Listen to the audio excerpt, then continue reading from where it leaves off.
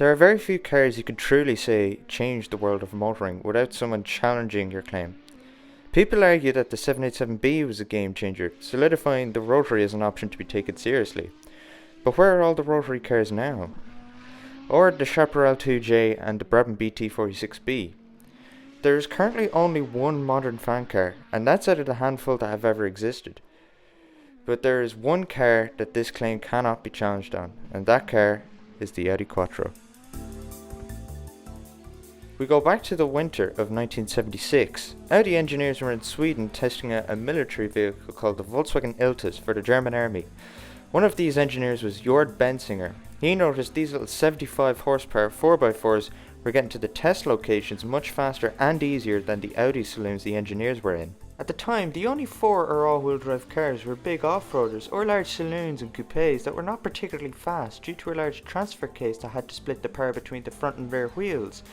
It was not ideal for a light sports car, but Benzinger wanted to try it anyway and brought the idea to Audi's head of R&D at the time, Ferdinand Piech. They took the Iltis all-wheel drive system and modified it to fit snugly inside Audi's 80 coupe. They took it to the Tuache Höhe Pass in Austria January 1977. It made an outstanding performance and was approved for production. There was an issue with the design, however. Audi have an interesting way of designing their cars. By placing the engine as far forward as possible, it allowed for easier manufacturing of a front-wheel drive setup. This idea was thought of by DKW in their F1 in the 1920s. That brand eventually got merged into one of the 4 branches of Auto Union, which then became known as Audi, and they continued to incorporate this design into their vehicles and still do to this day. This did leave a lot of space behind the engine for front-wheel drive, while not completely removing the option to make it rear-wheel drive. But how do you make it both? The team of engineers came up with a solution. They ran an output shaft to the rear wheels but added a hollow one around it to separately power the front wheels. The Audi Quattro made its debut at the 1980 Geneva Motor Show. It was going to be an expensive car, and as a result, sales expectations were not high. But little did they know what they had just begun. The car had a 2.1 litre turbocharged 5-cylinder engine capable of 200 horsepower, and the all-wheel drive system allowed it to get to 60 miles an hour in a respectable 7 seconds. However, this is fairly pedestrian by modern standards, as most cars nowadays could potentially achieve this. Millions of all-wheel drive Audis were sold, which solidified not only the car as a technological achievement, but also that all-wheel drive was something to be taken seriously by other companies. Shortly after, Piech decided to form Audi Sport and took the car rallying. The race-prepped 1980 Audi Quattro Rally had 300 horsepower and was the first ever turbocharged rally car. However, since enough road-going models weren't sold yet, it was only allowed to enter non-competitively. But if it had entered competitively, it would have won the Rally of the Algarve by a scarcely believable 30 minutes. The next year it was officially entered and won 3 of the 8 events held that year. The San Remo Rally was won by Michelle Mouton, who is to this day the only woman to win a WRC event. To throw in a comedic bit of irony, I'd like to point out that the Audi Quattro was sponsored by Playboy at the time, which is something that people likely didn't think twice about in the 1980s. In 1982, she helped take Audi to their first manufacturer's title before the beginning of a legendary saga the next year. Group B. Group B is regarded by fans as the golden era of rallying and was the perfect place for Audi to prove to the world the dominance of the all-wheel drive system.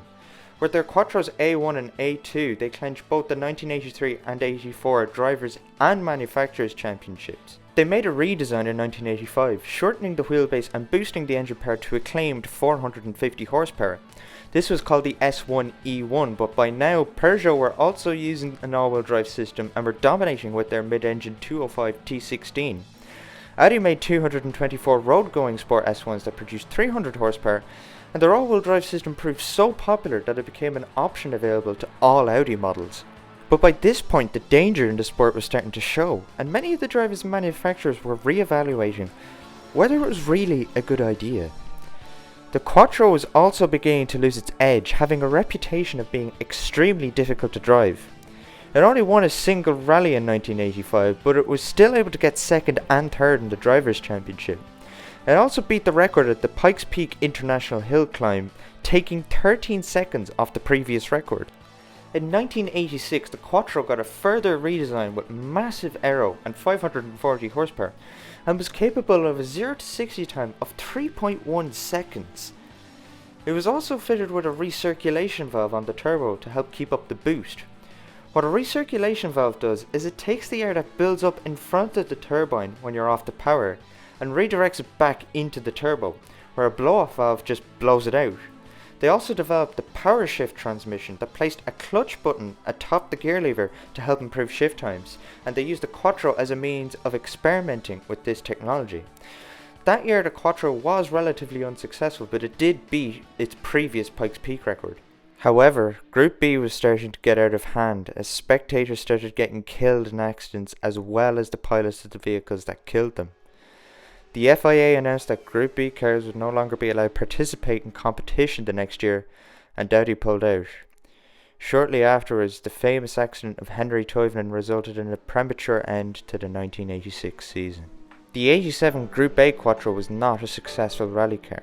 However, Walter Röhrl, one of Audi's manufacturer drivers, took a 600 horsepower Quattro to the top of Pikes Peak, beating Audi's previous record by a further 22 seconds. Along with the end of Group B came the end of the FIA's planned Group S.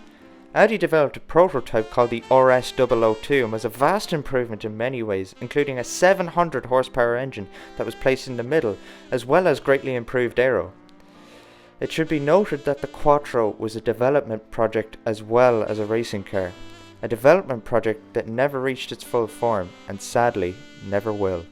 It's for these reasons among others that the Audi Quattro is my favourite car of all time.